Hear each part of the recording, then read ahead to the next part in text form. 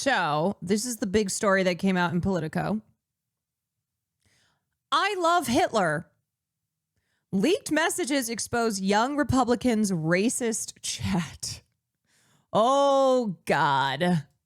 You mean you're telling me the party of Donald Trump himself, who has praised Hitler, is out here with text messages saying, I love Hitler? Thousands of messages shared. I'm shocked.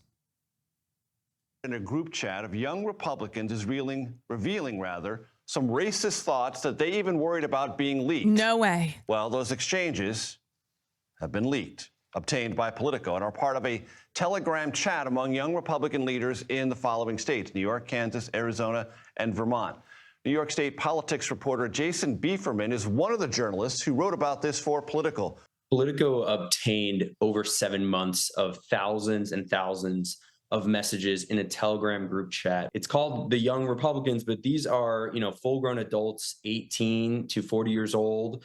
And over the course of these 7 months, they exchanged messages with, extremely anti-Semitic and racist comments. They referred to Black people as monkeys or the watermelon people. They called rape epic. They talked about the love of Hitler. This was a chat with members elected to lead their states within a prominent Republican youth political organization that numbers 15,000 people. And they were in a campaign to lead this organization nationally. We reached out to every single member of the chat who was quoted in the story. We told them exactly what we were going to say, and they never once pointed to a single quotation and said, that's not true. In their statements, they opened the possibility that perhaps the chats were doctored, but the bulk of their statements were really apologizing and acknowledging that these messages, which they wrote, were harmful and hateful. And, there's already been, there were 2 people that lost their job, that they lost their job before the story even came out. And now since its publication, we've had to... that's how you know just how bad it is.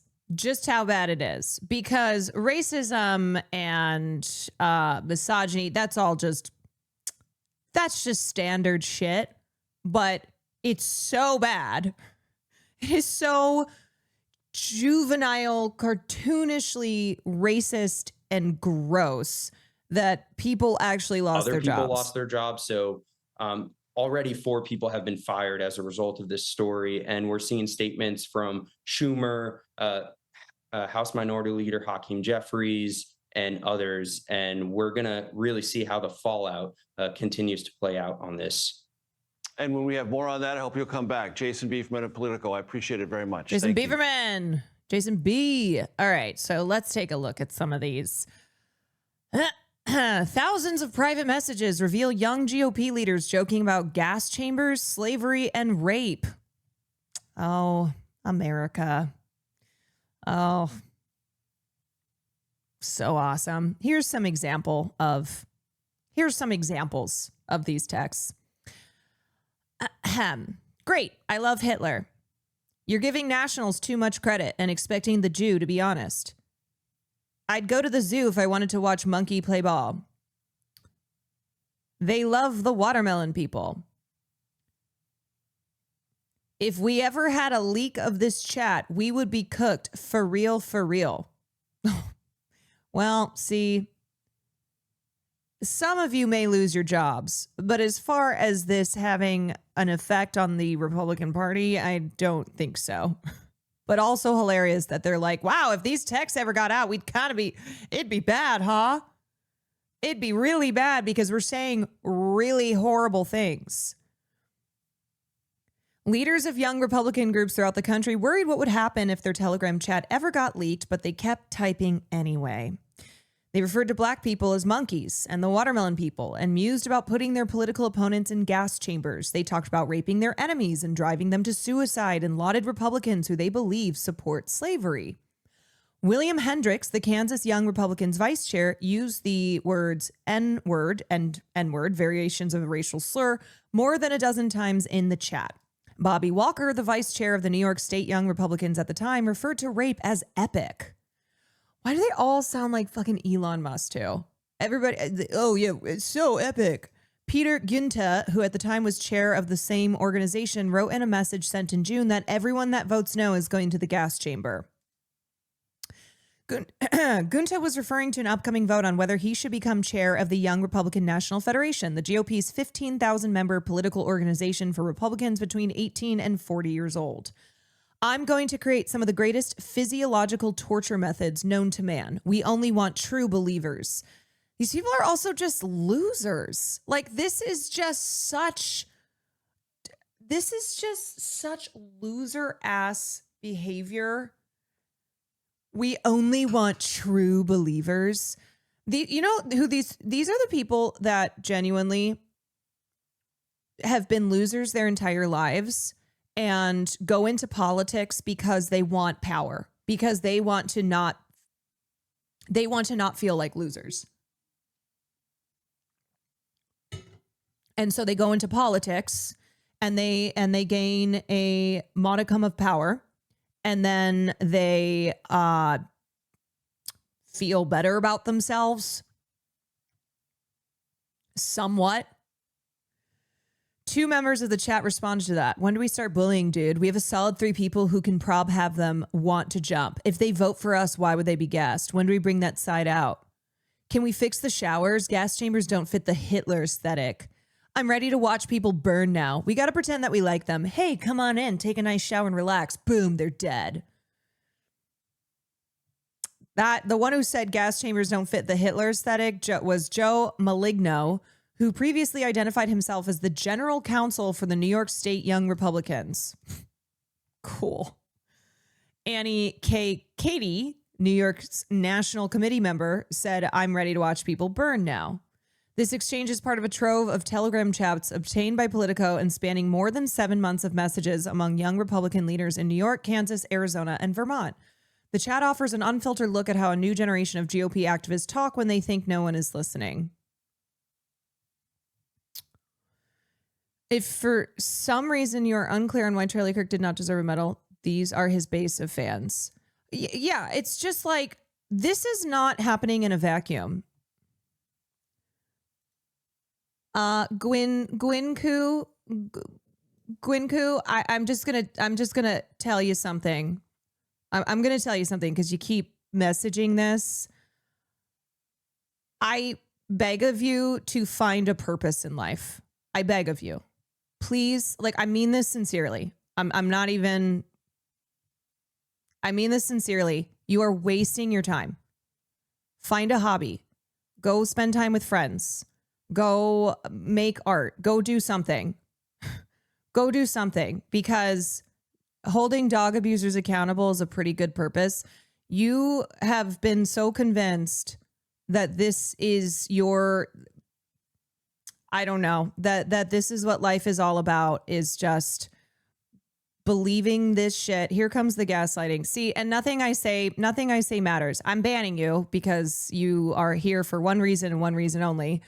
I'm just telling you that this is really sad. It's very sad. It's so sad.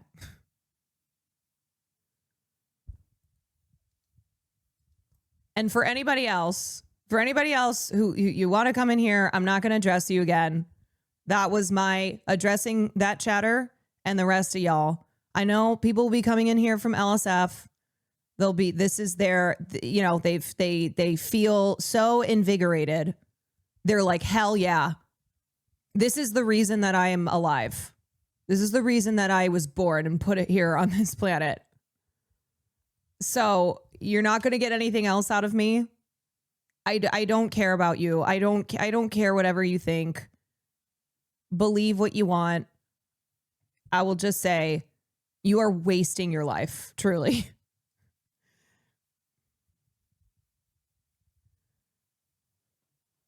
Okay, back to the racist Republicans. Since Politico began making inquiries, one member of the group chat is no longer employed at their job, and another's job offer was rescinded. Prominent New York Republicans, including Representative Elise Stefanik and State Senate Minority Leader Rob Ort, have denounced the chat. I love how they're like, guys, yes, we are racist, obviously, but you can't be you can't be this obviously racist in these group chats. Okay? We gotta stay on message. We just have to disguise it a little bit better. Okay? This is not the way that we go about it. And they're like, but Donald Trump. They're like, yeah, but that's Donald Trump. Okay? That's Donald Trump. I'm pretty sure some of the people in this article were in a different article about young Republican dating meetups. Probably. That sounds right. Yeah, you're not supposed to put it in writing. Listen, I know that this is how we talk to each other, but don't put it in the group chat and then say, if this chat ever got leaked, we'd be fucked. Hello? Be a little bit smarter about it, you dumbasses. Rexley Morgan, thank you for the prime. The 2,900 pages of chats shared among a dozen millennial and Gen Z Republicans between early January and mid-August chronicle their campaign to seize control of the National Young Republican Organization on a hardline pro-Donald Trump platform. Many of the chat members already work inside government or party politics, and one serves as a state senator. Who has the time? I know. Like, I can barely respond to any of my messages. I don't understand how you're doing 2,900 pages of chats. Like, I'm getting called out by my sisters for being bad at responding to the group, to our group chat. Together, the messages reveal a culture where racist, anti-Semitic, violent rhetoric circulate freely, and where the Trump-era loosening of political norms has made such talk feel less taboo among those positioning themselves as the party's next leaders. The more the political atmosphere is open and liberating, like it has been with the emergence of Trump and a more right-wing GOP even before him, it opens up young people and older people to telling racist jokes, making racist commentaries in private and public, said Joe Fegan, a Texas A&M sociology professor who studied racism for the last 60 years. He's also concerned the words would be applied to public policy. I mean, it is. Like, that's what I keep trying to bring up here is like all of the anti-immigrant screed, all of the Haitians are eating cats and dogs, Mexicans are rapists and criminals. That is all racist rhetoric that is also being put into legislation. But we just got to be a little bit smarter about it, you know? Don't say things like, wow, we're really racist. And if anybody were to see these chats, they'd see how fucking racist we are. The sheer volume of the messages in their chat is more proof that they are losers who need to touch grass. Yeah. The dynamic of easy racism and casual cruelty played out in often dark, vivid fashion inside the chats where campaign talk and party gossip blurred into streams of slurs and violent fantasies. This is the type of guy who, like, when I was in middle school, was calling me a chink. Like, that's who these people are. This is the type of guy who's, like, in the comments of a tweet of mine talking about a legendary artist who's passed away, being like, calling me slurs. That slur does come up in the article. Cool. I mean, that's something where, like, I think I said this recently that I have noticed a reemergence of being called slurs that I was called in junior high. And then there was like a break. And I think that was maybe during woke era. And now we're in broke era and like early 2000 slurs, you know, where everyone's like, we're reclaiming the R word. We're reclaiming all these slurs because freedom. Like, I usually don't try to look at messages I get for the most part. Sometimes I have to jump in because messages I need to see are being sent to spam, are being like, I don't know, just the way that social media platforms work is sometimes stuff that I actually do need to see gets put into the category of 99% of this is extremely racist and just death threats and misogyny, etc. And then there's like 1% of, damn, why are these getting sent here? But anyway, anywho, I have noticed that there has been an uptick in the amount of slurs that I'm being called that I really haven't seen much of since I was in junior high. Because these people all act like they're like 13-year-old bozos. They can't even be creative racist. They just use the same stuff. Yeah, like I said, it's the shit that people were saying when you were in 8th grade. You know?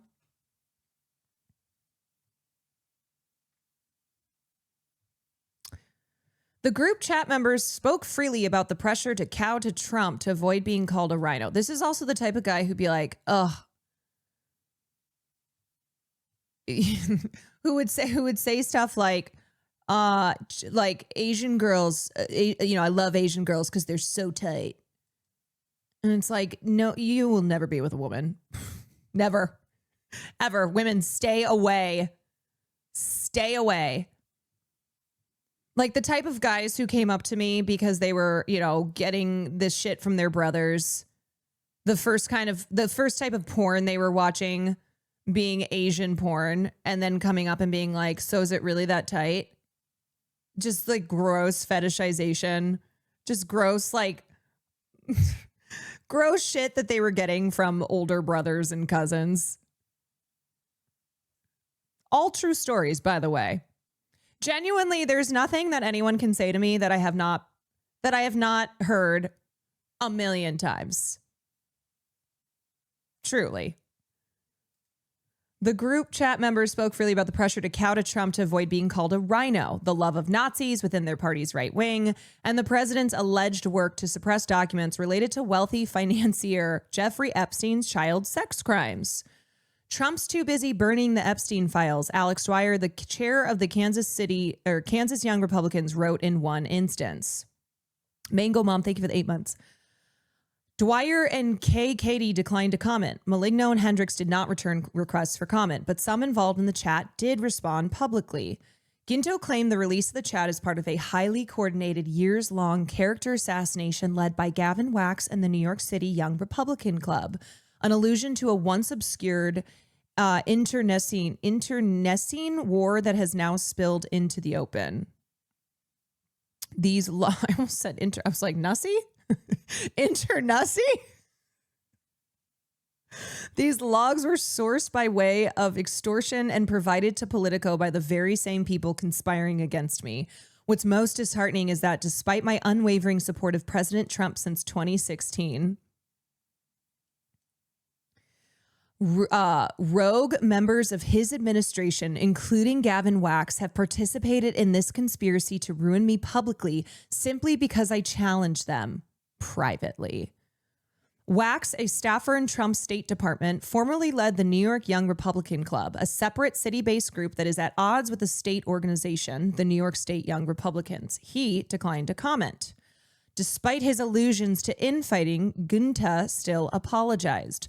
I'm so sorry to those offended, classic, by the insensitive and inexcusable language found within the more than 28,000 messages of a private group chat that I created during my campaign to lead the Young Republicans.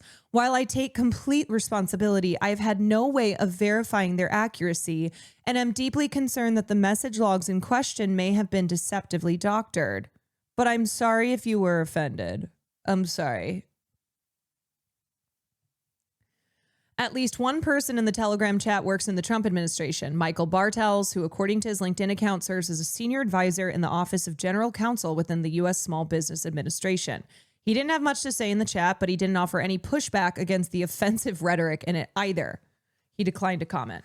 A notarized affidavit signed by Bartles and obtained by Politico also sheds light on the intra-party rivalry that led to the Restorer War Room Telegram chat to be made public.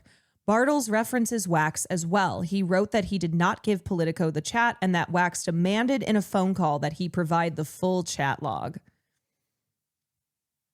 By the way, Ginta was fired today, apparently. Oh no, the consequences of my actions. When I attempted to resist that demand, after providing some of the requested information, Wax threatened my professional standing and raised the possibility of potential legal action related to an alleged breach of a non-disclosure agreement, Bartles claimed in the affidavit. My position within the New York Young Republican Club was directly threatened. Walker, who now leads the New York State Young Republicans, touched on a similar theme, saying that he believes portion of the chat may have been altered, taken out of context. You know what they need? They need a ukulele. They need a ukulele. He also apologized. There's no excuse for the language and tone and messages attributed to me. The language is wrong and hurtful, and I sincerely apologize. This has been a painful lesson about judgment and trust, and I am committed to moving forward with greater care, respect, and accountability in everything I say and do. And by that, I mean I'm not going to be so blatant in text messages that then will be leaked. I will still continue to be racist and to promote and advocate for racist policies, but I will make sure that they are not my racism is not this apparent in text messages. Yeah, you don't understand. The racist messages only seem racist because you don't have context. Hello, we need context here. Mixed into formal conversations about whipping votes, social media strategy, and logistics, the members of that chat slung around an array of slurs, which Politico is republishing to show how they spoke. The F slur, R slur, N word appeared more than 251 times combined. In one instance, Walker, who at the time was a staffer for Ort, talked about how a mutual friend of some in the chat dated this very obese Indian woman for a period of time. Gunta responded that the woman was not Indian. She just didn't bathe often. Samuel Douglas, a state senator from northern Vermont and the head of the state's Young Republicans, replied to Gunta. Yeah, I got a slur bingo. Yay. In a separate conversation, Gunta shared that his flight to Charleston, South Carolina landed safely. Then he offered some advice for his fellow Young Republicans. If your pilot is a she and she looks 10 shades darker than someone from Sicily, just end it there. Scream the no word. Who talks like honestly, who talks like this? Who talks like this? You know, when you see people post on the internet, you go, nobody talks that way. Oh, I guess they do. Who, but like, seriously, they sound like they're just 12-year-old losers. In a statement, Ort called for members of the chat to resign. I was shocked and disgusted to learn about the racist, anti-Semitic, and misogynistic comments attributed to members of the New York State Young Republicans. This behavior is indefensible and has no place in our party or anywhere in public life. Yes. Walker had been in line to manage Republican Peter Oberacher's campaign for Congress in upstate New York, but a spokesperson for the campaign said he won't be brought on in light of the comments in the chat.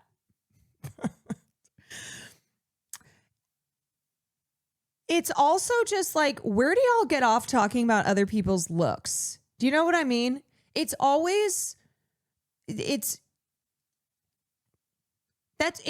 like, truly, it is amazing. It is amazing how it's always these guys. It is. It's always these guys. It's like, do you think you look like a young Robert Redford?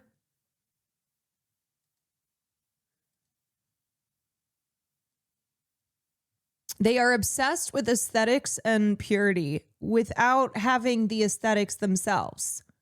But that's that mentality. That's that, you know what? I was a loser, but now I'm not. because I have political power. And now I'm going to exert my power over everybody. Ha ha ha. It's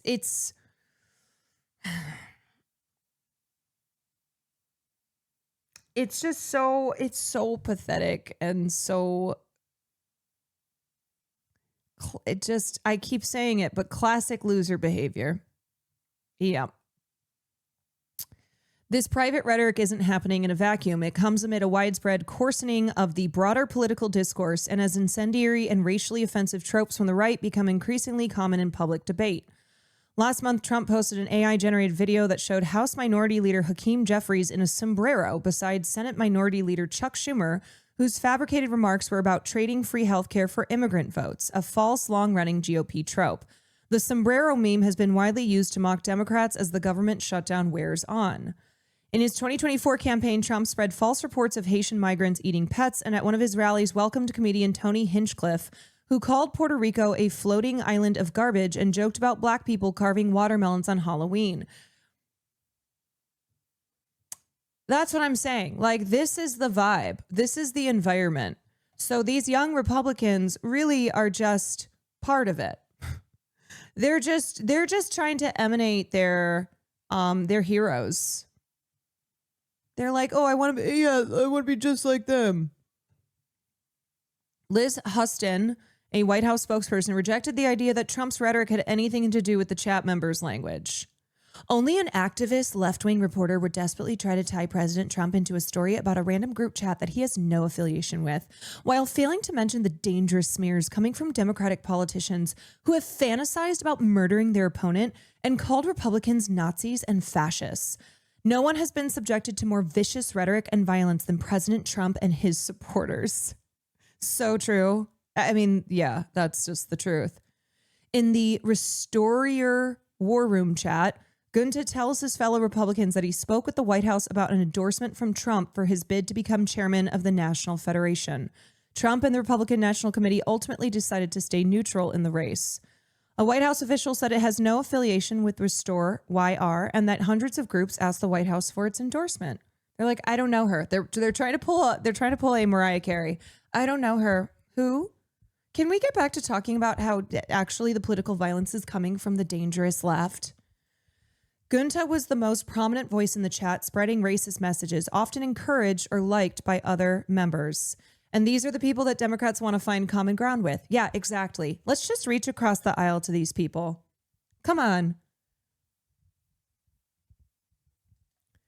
When Luke Mosselman, the chair of the Arizona Young Republicans, asked if the New Yorkers in the chat were watching an NBA playoff game, Gunta responded, I'd go to the zoo if I wanted to watch monkey play ball. Gunta elsewhere refers to black people as the watermelon people. Hendricks made a similar remark in July. Bro is at a chicken restaurant ordering his food. Would he like some watermelon and Kool-Aid with that? Wow. Get a load of this guy. Hendricks was a communications assistant for Kansas Republican Attorney General Chris Kobach until Thursday. He also said in the chat that despite political differences, he's drawn to Missouri's Young Republican organization because Missouri doesn't like F words, F slurs. Just losers, just absolute losers. The type, I'm telling you, it's the laziest stereotypes because these people are a stereotype. Because these people are fulfilling the stereotype of nobody liked you in high school. No one liked you in high school because you suck. And so then you join you get into politics because you want to feel cool, because you want to get revenge, because really you're just a bully. You're a bully who also probably got bullied. And you're like, wait, I want to be the bully. Hello, it's supposed to be me. It's just a bunch of Cartmans.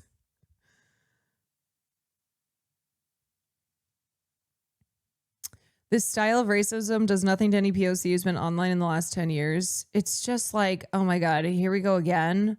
That's what it feels like. It's like, here we go again. Okay, I guess we're still doing this shit. The plural is Cartmen. Cartmen. Cartman. Politico reached out to Danadri Herbert, a spokesperson for the Attorney General who also serves as the Kansas GOP chair, and shared with her excerpts of the chat involving Hendricks. In response, Herbert said that we are aware of the issues raised in your article and that Hendricks is no longer employed in Kobach's office. In another exchange, Dwyer, the Kansas chair, informs Gunta that one of Michigan's young Republicans promised him the group will vote for the most right-wing person to lead the national organization. Great, I love Hitler, he responded. Dwyer reacted with a smiley face. Few minority groups spared. Gunta, who serves as chief of staff to New York State Assemblymember Mike Riley, ultimately fell 6 points short of winning the chairship to lead the Young Republican National Federation earlier this year. Like, he can't even win. He can't even win on the political side that he's trying to grow his name and his power through. Like, that's the thing, is like, these are the losers of the losers. You know what I mean? It's like there's a hierarchy and these people are at the bottom. Riley did not respond to requests for comment. And that's why there's also the infighting. They're deeply insecure. Absolutely. And that's why there's the intra-party fighting, which, you know what? Let them have at it.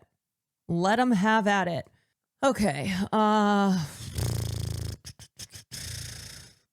Few minority groups are spared from the Young Republicans group chat. Their rhetoric, normalized at most points as dark humor, mirrors some popular conservative political commentators, podcasters, and comedians amid a national erosion of what's considered acceptable discourse. Yeah, it's because we're in the fucking broke era. Gunta's line on a darker skin pilot, for example, echoes one used by slain conservative activist Charlie Kirk. Oh, remember him? Just got the posthumous Medal of Freedom, Presidential Medal of Freedom. Charlie Kirk last year said, if I see a black pilot, I'm going to be like, oh boy, I hope he's qualified. Kirk was discussing how diversity hiring invites unwholesome thinking. But you know what? Charlie Kirk was doing politics right. All these guys are doing politics right. And if you can't see that, then you're a racist. If you can't see that, then you're actually the person who's promoting violence. You are what's wrong with America.